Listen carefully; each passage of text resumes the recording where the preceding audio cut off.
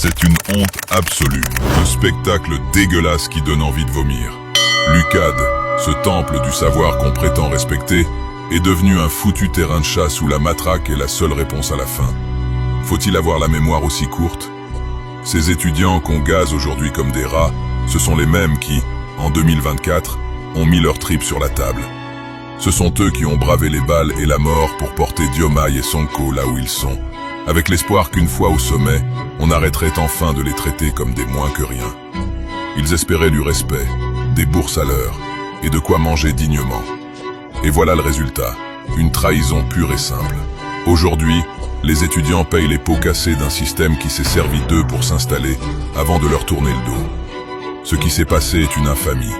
Des flics qui font une descente jusque dans les pavillons des filles. Vous vous rendez compte de la dérive?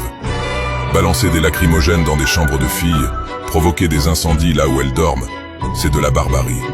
On frappe l'étudiant parce qu'il a faim, on le blesse parce qu'il réclame son dû, on le met en danger dans son propre campus. C'est déshonorant. Les visages ont changé, mais les méthodes restent aussi crades qu'avant. À vous, étudiants de l'UQAD, qui respirez encore ce soir cette odeur de gaz et de trahison, ne baissez pas la tête. Votre combat est juste, et cette injustice finira par se payer. Courage et force à vous, car on ne bâtit rien de solide en piétinant sa propre jeunesse. L'étudiant vaincra, quoi qu'il en coûte.